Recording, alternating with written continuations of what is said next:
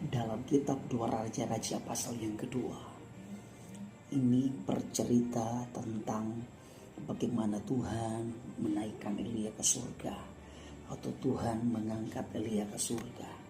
Nah, dari cerita ini kita akan belajar bagaimana seorang nabi besar, nabi Tuhan yang melayani Tuhan dengan pengurapan Tuhan yang dahsyat, dengan pengurapan Tuhan yang hebat. Bagaimana pada satu saat Tuhan ingin mengangkat Elia karena sudah selesai pekerjaannya di muka bumi. Nah, dalam kitab Dua Raja-Raja pasal yang kedua, pada ayat yang pertama, dan nanti kalian baca di sana, dari serangkaian cerita ini kita bisa melihat di mana ada seorang yang terus mendampinginya, yaitu anak mentor dari Elia sendiri yang bernama Elisa. Nah, posisi Elisa yang terus setia menemani tuannya Elia. Posisi Elisa, dia mengetahui dirinya, ya, dia adalah anak didik dari seorang nabi besar, yaitu Nabi Elia.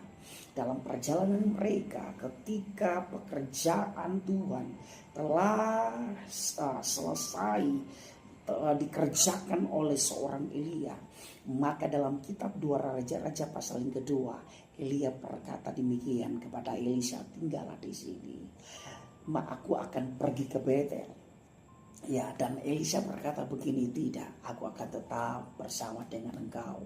Nah, dalam perjalanan mereka berjumpa dengan beberapa rombongan nabi-nabi Tuhan juga ada di sana. Dan tahukah saudara, ketika roh yang sama mereka mendapatkan aktivasi, mereka mendapatkan suara Tuhan, mereka mendapatkan sesuatu ya yang mereka dengar bahwa Elia akan diangkat oleh Tuhan. Mereka berkata kepada Elisa, tahukah kamu bahwa Tuhan akan diambil daripadamu? Lalu Elisa menjawab, aku tahu. Dan sampai kedua kalinya mereka berkata, apakah kamu mengetahui bahwa Tuhanmu akan diambil pada hari ini? Maka Elisa menjawab, aku tahu, diamlah. Dan begitu mereka berjalan bersama-sama hendak menyeberangi sungai Yordan, apa yang terjadi? Di bagian ini sangat menarik. Di dalam kitab Dua Raja-Raja pasal yang kedua, pada ayat yang ke-9, dan sesudah mereka sampai di seberang, berkatalah Elia kepada Elisa,